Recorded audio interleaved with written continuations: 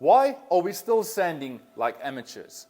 This video is specifically focused on all the woodworkers, from beginners to experts to professionals. And I'm going to show you all my techniques, tips and tricks I've taught myself over the last 12 years. Now remember, woodworking isn't something I went to go and study for. This is pure 12 years of woodworking experience. And hopefully by the end of this video, I could have taught you something you can add to your sanding methods. Let's go.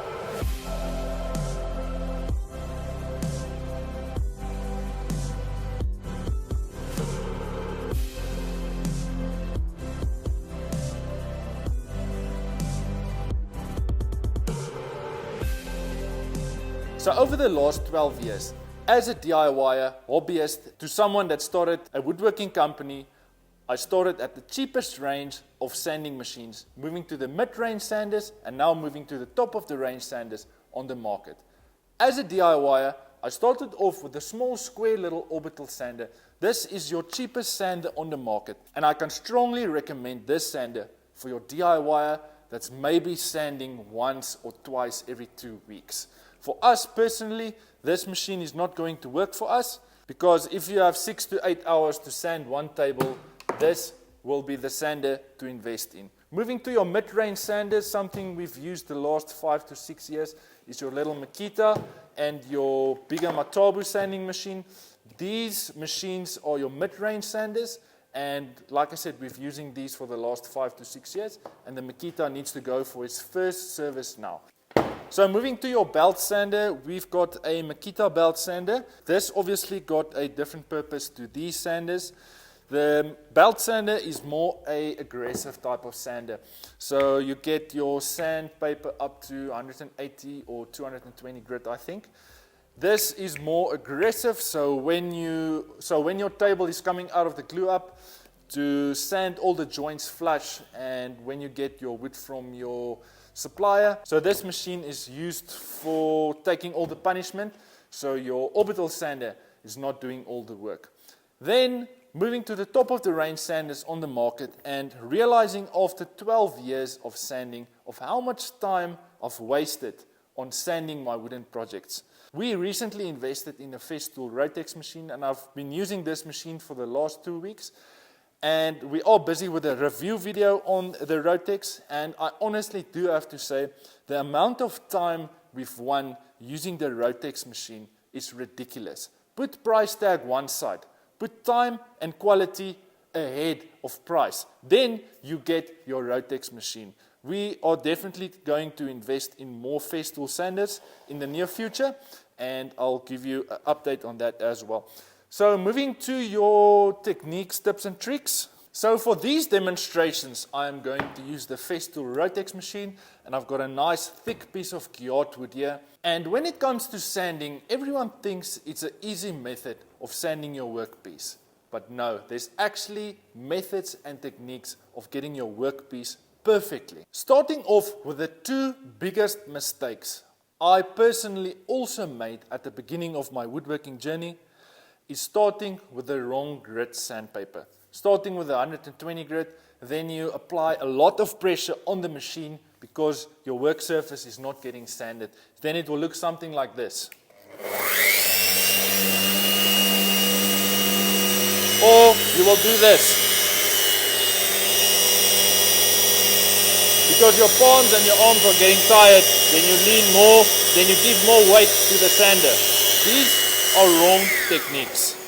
These are definitely a very big mistake. And the other big mistake I also made at the beginning of my journey is tilting your sander because you want to sand faster, and there might be a specific bump or something on your workpiece you want to sand, and then you start tilting your sander like this.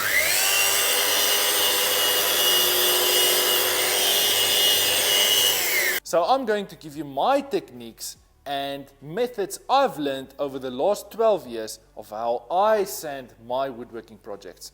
It's not going to be in any specific order. I am going to try and arrange them in order, but it's not going to be in any specific order.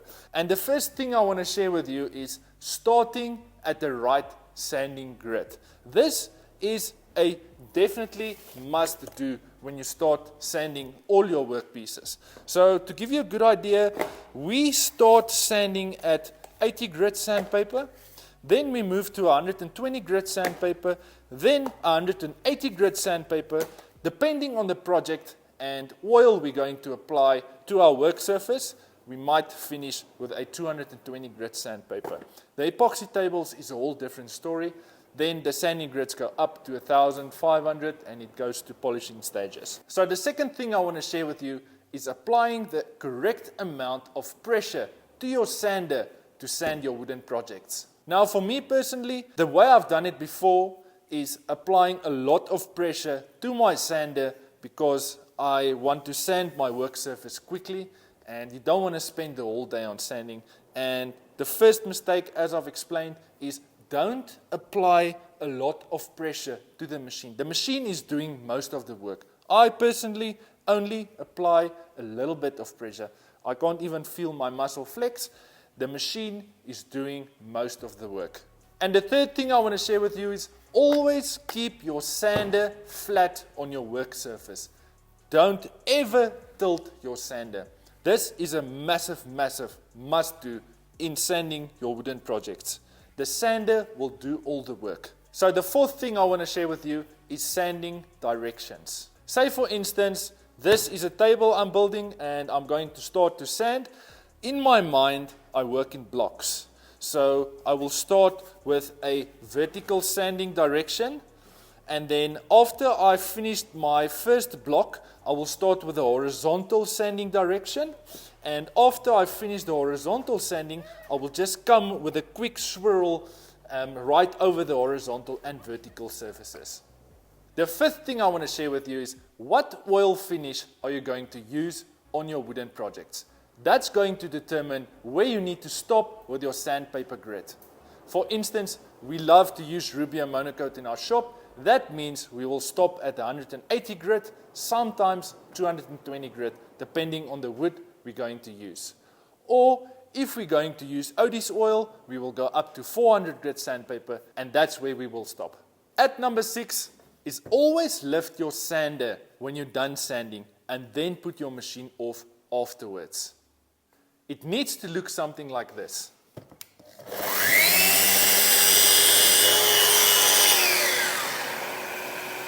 Don't ever put your machine off while your sander is still on your surface. The reason why we do this is when the sander is turning off and it gives the last twist, it gives a more aggressive twist to the machine, and that's giving that swirl mark on your work surface. Moving to number 7, always wipe your surface off in between sandpaper grits. What I mean by that is, say for instance, we're starting with the 80 grit sandpaper, then moving to 120 grit, you need to wipe your work surface off in between those sandpaper grits. Why we do this is, most of the time, when you're done sanding, these small little glass particles will stay on your surface. And then when you come with your next sandpaper grit, it's going to give you swirl marks. That's why you always need to wipe your surface in between sandpaper grits. Moving to number 8 in our list, using the correct sandpaper for your wooden projects. Now I did mention at the beginning we invested in the Rotex, so we'll get to that last. The one sandpaper I will not recommend is the ones without holes. This just makes a ton of dust. And the one sandpaper we're using mostly on our Matabo machines is the Merca sandpaper. You see they got these little holes in, that allows the machine to suck most of the dust out.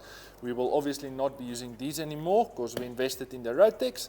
And another sandpaper we also use a lot is the mesh sandpaper. They got little holes in, and that allows for your machine to suck most of the dust out. Now the one we are excited about is the Festool sandpaper. These are specifically designed only for Festool machines, and this is a product we invested in.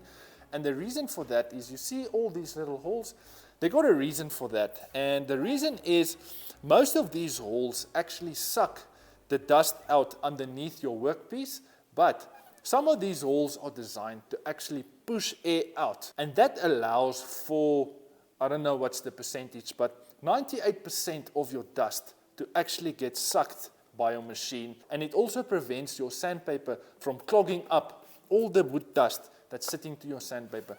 Massive investment, something I'm really excited. We are going to do a review video. We are busy with it, so we'll keep you posted with that. So at number 9, it's not about how fast you can sand, it's about how slow you can sand.